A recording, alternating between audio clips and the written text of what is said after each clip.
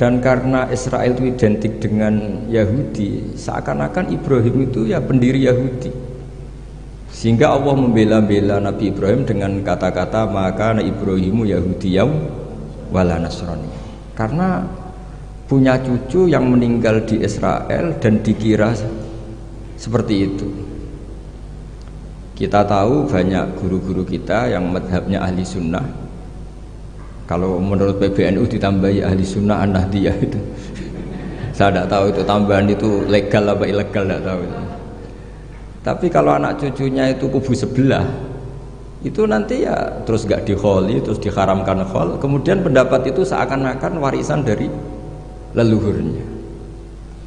Sehingga kalau dalam tradisi orang-orang Arab dulu, kama tasyarrafa bi Muhammadin adnan. Jadi orang itu mulia bukan berdasar mbahnya, tapi berdasar cucunya.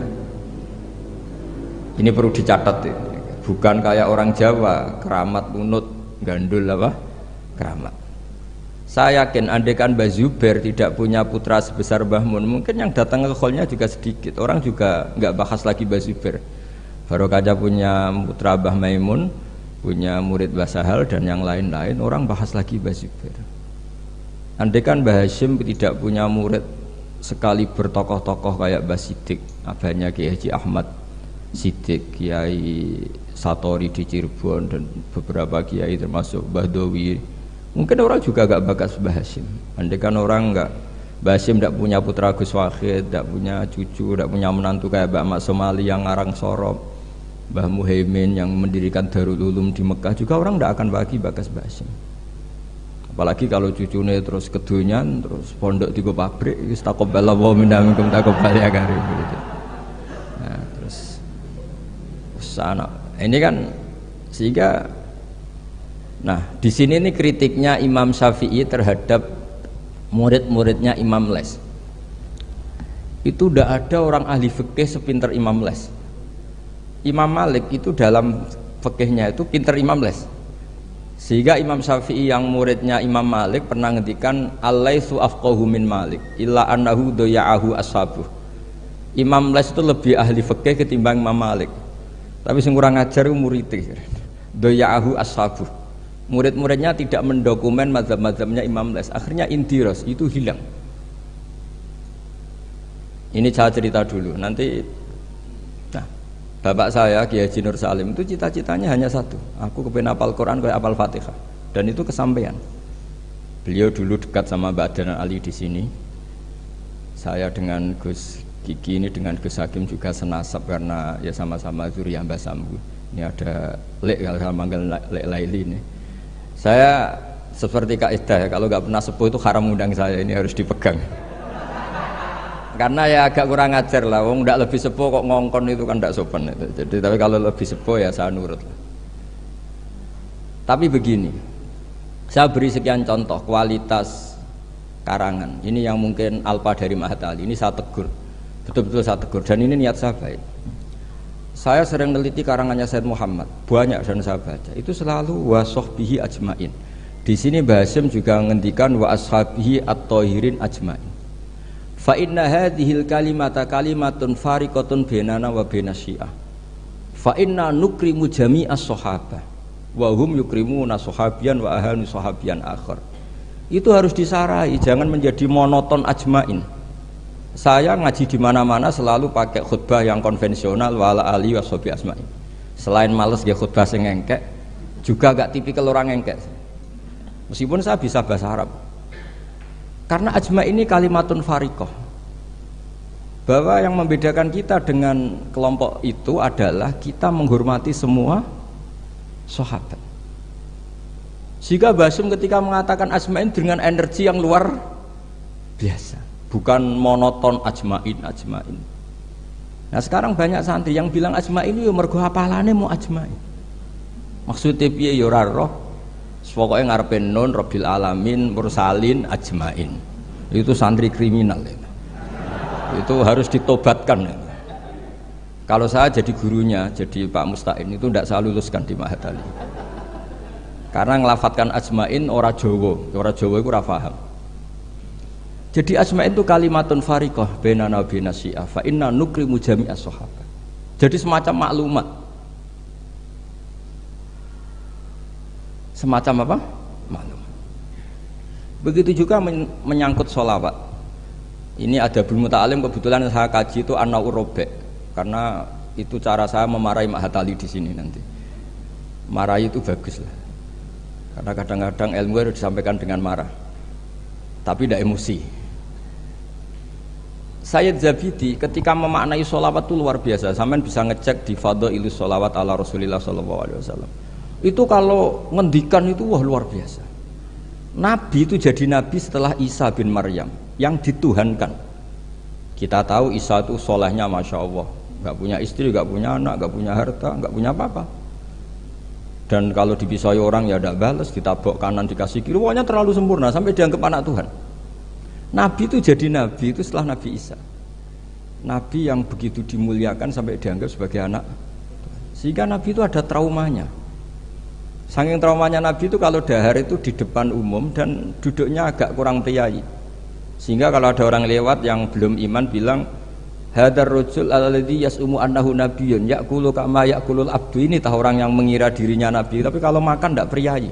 Seperti makan gaya makannya budak. Tapi Nabi dengan rileks ngendikan wa ayu abdin a'badu minhu, siapa budak yang lebih baik ketimbang keperbudaan saya. Muridan bidzalika abdullah.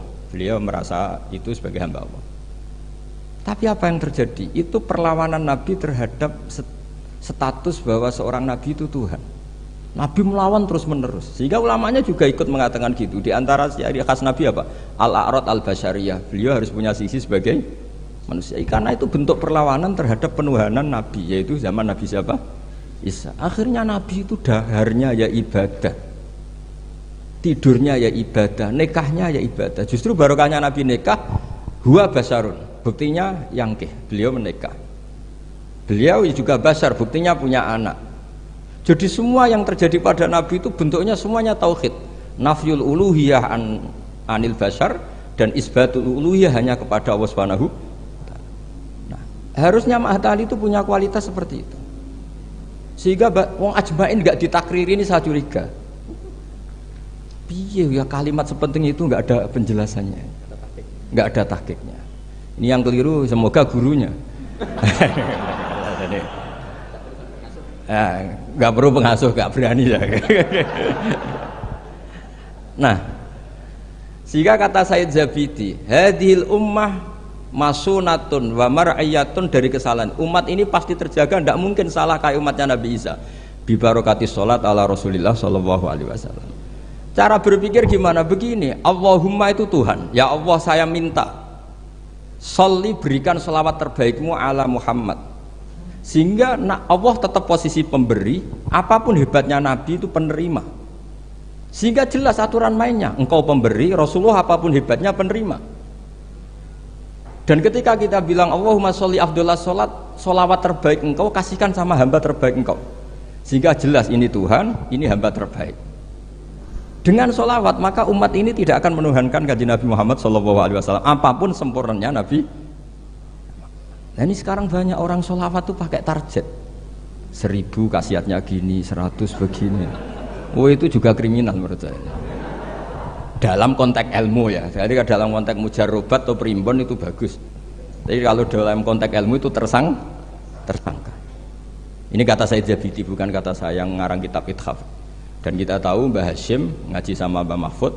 Mbah Mahfud punya abah juga gurunya Mbah Abdullah, Mbah Abdul Manan. Nah, Mbah Abdul Manan ini orang yang lazama Sayyid Zabidi Shahibul Ithaf. Itu luar biasa. Saya mohon ilmunya Mahatali seperti itu. Sehingga kata Sayyid Zabidi, wa Muhammadun wa in jalla qadruh yahtaju ila sholatihi ta'ala. Apapun hebatnya Nabi, jalla qadruh tetap butuh pada Allah. Dan itu jadi bagus karena Allah pemberi, Nabi penerima. Artinya hadil ummah tidak akan terjadi penuhanan terhadap Nabi Muhammad SAW bi barokatis sholawat. Dengan pemahaman seperti ini. Sehingga Sayyid Muhammad kalau muji Nabi, semua ulama kalau muji Nabi pasti tidak meninggalkan kata yang ada di Burdah, da'mat da'athun nasara fi nabihim. Wis ke muji Nabi sak karep-karepmu, tapi dak ninggalo sira ma ing perkara idda'athun nasara fi nabihim. hindari pengkultusan yang berlebihan kayak yang dilakukan orang Nas. Tapi setelah itu dakmat datun nasara fi nabimi wahkum bima syi'ta madhan fihi wahtakimi. Setelah kamu enggak terjebak paham Nasrani, silahkan muji Nabi setinggi-tingginya. Fansub ila adatihi masyi'ta min sarafin wansub ila qadrihi masyi'ta min idhami fa inna fadla rasulillahi laisa lahu haddun fayuriba anhu natikun bifami dan seterusnya. Jadi ini Mahatali, bukan mubtadiin, bukan anak-anak TK. Jadi saya dulu dikasih Gus Fahmi itu siapa, pokoknya kitab ini pernah tak pelajari. Tapi saya senang belajar yang agak tukaran. Jadi kitabnya Mbah Hasyim agak serius saya pelajari itu memang Al-Jasus Antahrimin Nagus, karena saya punya yang dari Maktabah Turmusiyah sudah geger sama saya pakai Mas Kumambang itu dijadikan satu. Jadi kitab seri itu Gus Fahmi, seri tarungnya itu. Tapi nggak apa-apa, ini kan ilmiah jadi bagus. Dulu tuh lama kalau bentrok itu rukun, enggak kayak sekarang. Biasa debat ya lucu saja karena ilmu. Sekarang enggak. Imam Syafi'i itu ya biasa ada cocok sama Malik. Padahal Imam Malik itu gurunya, tapi urusan apa? Urusan ilmu. Sehingga cerita di keluarga Termas itu paling masyhur. Saya pernah ngisi acara akhir sanah di Termas itu. Mbah Hasyim tuh mau ke Termas sama Mbah Dimyati, semua kentong beduk disterilkan. Karena yang datang Mbah Hasyim yang ngaramkan beduk sama kentong. Itu Mbah Hasyim senangnya bukan main, karena pondok Termas setua itu nggak pakai kentong dan beduk, berarti seide. Setelah jagungan sama Mbah Dimyati, ternyata ada santrinya. Sampun Mbah beduk mun kalau dilikno sedanten. Hasyim itu kagetnya. Oh ternyata akal-akalan itu. Saking lugunya santri pas masih jagungan sama Mbah Hasyim. Sampun kalau dilikno sedanten Mbah kentong kalian beduk mau aman, tapi Mbah Hasyim sudah di situ. Saking lugune, saking gobloknya terserah lah. Dan itu dulu nggak masalah. Dulu nggak masalah. Karena penghormatan pada ilmu. Abu Hanifah itu tidak pernah kunut. Imam Syafi'i ketika sholat di masjid Abu Hanifah tidak kunut. Ikroman di hadzal madhab. Saya memuliakan madhabnya Abu Hanifah. Jadi saya mohon kualitas ilmu itu dijaga, terutama yang semacam maklumat. Kayak tadi Mbah Hasyim bilang wa ashabihi at-thayyibin ajmain. Kata ajmain itu penghormatan. Kata at-thahirin juga penghormatan. Ciri khas ahli sunnah adalah berpendapat kullu ashabi rasulillah udulun. Semua sahabatnya Nabi itu adil. Entah Bani Umayyah sekalipun itu adil. Sehingga Imam Bukhari meriwayatkan kadang ya dari Abi Sufyan, dari Muawiyah. Dan itu Mbah Hasyim terang-terangan nyifati ashabihi at-thahirin. Ya. Jadi ini maklumat, lagi-lagi gak ditahkiki ini. Ya, jadi ini karakter sih. Ya sudah tahu ini kemana. Pokoknya saya ngomong saja, biar punya kegiatan. Loh, karena ini majelis ilmu, sehingga saya agak kasar lah, karena ini majelis ilmu. Jadi orang itu harus, makanya dibak berjanji itu punya kualitas luar biasa itu juga karena maklumatnya. Misalnya ada orang yang memahami mbah-mbahnya Nabi itu begini, dijawab oleh dibak berjanji oleh Simtudurar bahwa mbah-mbahnya Nabi luar biasa. Wa kaifala wa sayyidul akramu sallallahu alaihi wasallam wasitatuhul muntaqah. Nabi itu orang suci, enggak mungkin berpindah-pindah ke rahim yang najis. Nanti Nabi ikut mutanajjis. Jadi walam yazalillahu subhanahu wa ta'ala yang kulunin wa aslabi tahirati ila arhamis tahirati sakit hatta akhrajani Allah min baini abawaya wa huma lam yaltaqiya ala sifahin qad hafidhal ilahu karamatan li Muhammadin abahul amjada sonal ismihi tarakus sifaha falam yusib. Itu maklumat saratun saronurun nubuwati fi asari ghurarihimul bahya wa badara badruhu fi jabini jaddihi Abdul Muttalibi wa ibnihi. Semua itu maklumat. Nah, sebuah karangan kayak Mbah Hasyim itu harus semuanya maklumat. Jadi ketika beliau Mbah Hasyim menghentikan adabul alim, orang alim itu banyak, tapi harus punya adab. Jadi orang dulu itu kalau ngendikan kualitasnya itu luar biasa.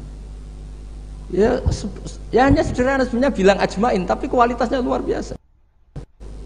Atau bilang Allahumma sholli ala Muhammad, kualitasnya luar biasa. Allahumma itu pemberi, Muhammad penerima, sehingga nggak akan terjadi menuhankan Muhammad. Terus sama ulama diteruskan dengan menambahi sifat al-a'rad al-basarinya. Jadi dugaan saya dan saya berkeyakinan Nabi Muhammad ketika dahar di depan umum dengan Nabi Isa yang sedang sholat itu afdol Nabi Muhammad sedang dahar, karena dengan dahar itu ada nafsir rububiyah, beliau memaklumatkan diri bahwa saya tidak Tuhan. Nah, ini di sini kenapa Allah muji Nabi Muhammad kadang dengan pujian yang sederhana. Wa ma arsalna qablaka minal mursalina illa innahum la ya'kuluna at-ta'ama wa yamshuna fil aswaq. Karena akluhum at-ta'am adalah maklumat bahwa beliau-beliau tidak Tuhan. Karena sampean sing mangan kan mergo lesu. Gak jelas untuk apa, atau mumpung gratis. Gak ada ibadahnya sama sekali gitu. Gak ada ibadahnya sama sekali. Tapi kalau seorang nabi dahar di depan umum itu maklumat. Makanya mal masih ibnu Maryam illa rasul qad khalas min qablihir rusul wa ummuhu siddiqah kana yakulani tu'am. Loh, orang sebesar nabi loh hanya diberi status ini doyan makan. Loh, itu kalau ada orang alim, misalnya ada orang alim alama, Dr. Musta'in itu suka makan, itu kan tidak madeh. Tapi kalau seorang nabi itu madeh, karena dengan makan itu sama dengan nafyur rububiyah. Sehingga Nabi Isa disifati Allah kana yakulanit toh. Nah ini cerita-cerita jaga kualitas apa? Ilmu. Matali. Jadi ya sudah seperti saya di sini, jauh-jauh dari Rembang ke sini, ini jaga kualitas adab.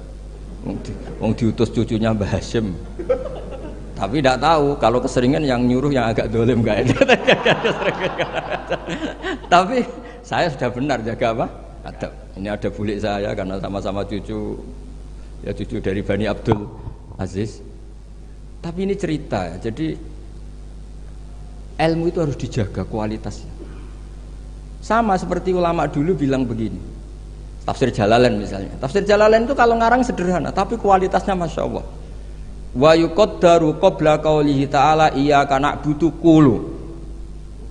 Hanya gitu tok, tapi itu kualitasnya luar biasa. Sekarang anak-anak Mahatali ini nggak ngetes gurunya, anak-anak saja, biar kalau salah pantas. Kalau guru kan nggak pantas, apalagi pengasuh, ini anak-anak saja. Iyyaka na'budu itu dawuhnya Allah pada dawuh Kanjeng Nabi. Ndak anak-anak aja disuruh jawab murid jenengan.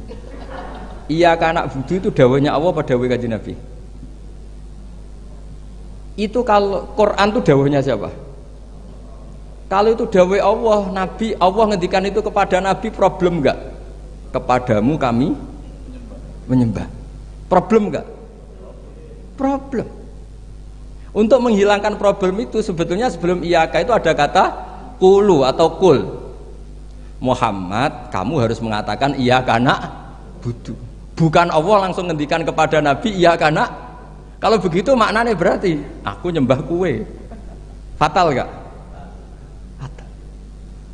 Jadi kelihatannya hanya sederhana, wa yuqaddaru qabla qaulihi ta'ala iyyaka na'budu qulu. Karena hanya dengan cara itu makna menjadi sah. Yaitu Nabi dilatih Allah, Muhammad katakan iyyaka na'budu. Akhirnya Nabi menirukan iyyaka na'. Memang iyyaka na'budu dawuh Allah, tapi yang dilatihkan untuk Kanjeng Nabi. Jelas nih. Nah, itu cara jaga kualitas apa? Jadi hal-hal yang kecil itu. Begitu juga koma atau fasal. Alhamdulillahilladzi anzala ala abdil kitab wa lam yaj'al lahu iwaja qayyima. Itu kalau tidak difasal dengan sakta, maka maknanya Tuhan yang tidak menjadikan Quran itu iwajan, tidak dibikin bengkok, qayyiman ya tidak dibikin. Berarti Quran itu ya agak bengkok, agak lurus. Itu fatal.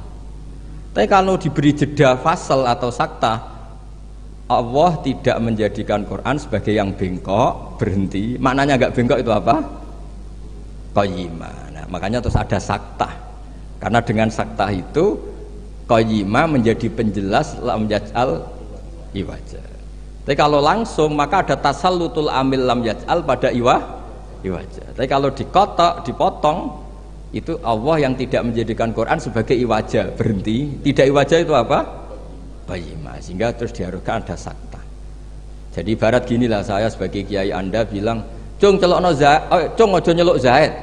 Berhenti Umar, mana jangan nyeluk Zaid, tapi panggilkan Umar. Tapi kalau jangan panggilkan Zaid, Umar, Bakar, semuanya dilarang dipanggil. Nah, sehingga Kamu jangan hanya mentang-mentang ngaji, pokoknya anut guru sakta, jangan seperti itu tidak mahatali. Maksudnya sampai tahu kenapa harus terjadi apa? Sakta. Begitu seterusnya di surat Yasin. Qalu ya wailana man ba'atsana min marqadina hadza ma wa'adar rahman.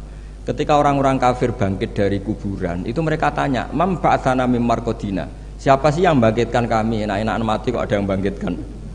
Nah, ini qaulu mustafhimin atau su'alu sa'ilin.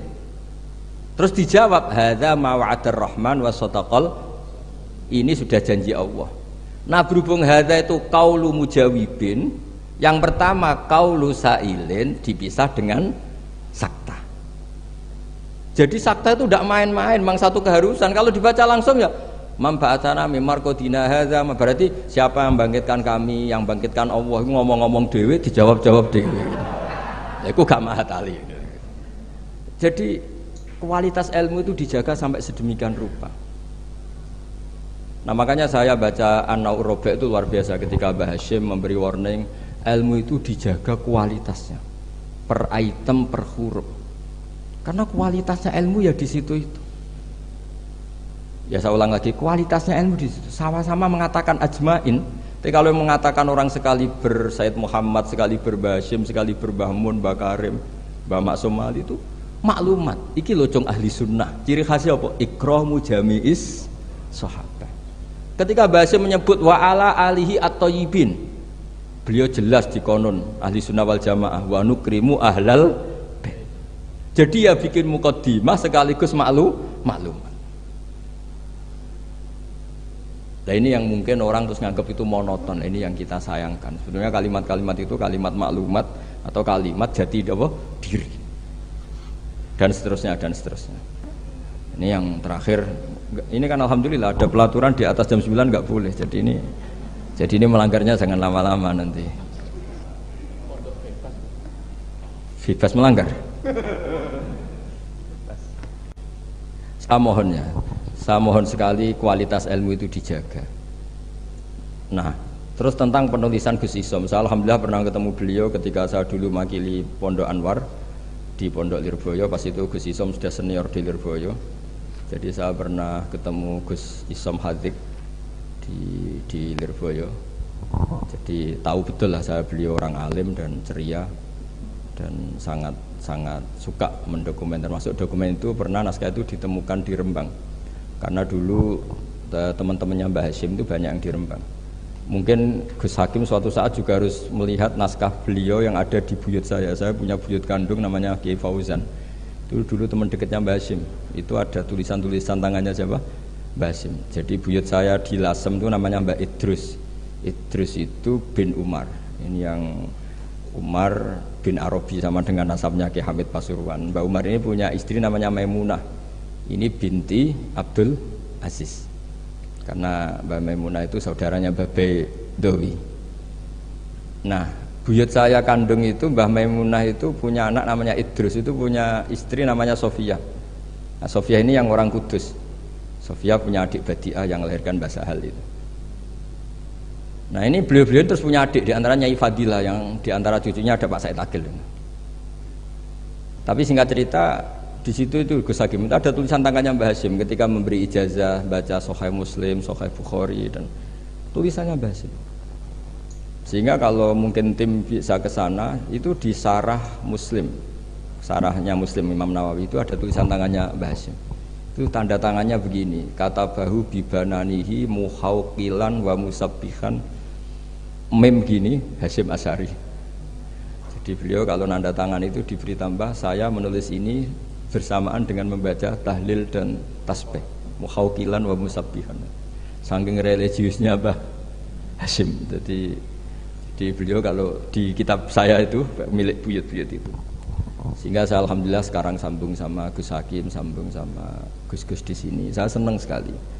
Kalau ngeritik itu tidak ngeritik, tadi yang ngomong saja lah, supaya karena tadi Mbah Hashim ngaji sama Mbah Mahfud, maksudnya di antara gurunya Mbah Mahfud selain Syekhona Khalil, dan Syekhona Khalil di akhir hayati ketika Mbah Hashim baca Bukhari, beliau datang ke sini, kila istafada minhu sebagai bentuk pengakuan kalau Mbah Hashim adalah tokoh yang luar biasa. Sehingga hadara majlisahu syaikhuhu, Ketika beliau ngajar Bukhari itu Syekhona Khalil pernah datang ke sini ke Tafwir. Nah, saya berharap kualitas ilmu itu seperti itu. Baca sholawat itu adalah bentuk penghormatan kita kepada Rasulullah SAW, bahwa beliau mendapat sholawat terbaik dari Tuhan Yang Maha Esa. Tapi sekaligus maklumat, kita tidak akan kecelakaan kayak yang dialami orang apa? Nasrani. Karena jelas Allah pemberi, Nabi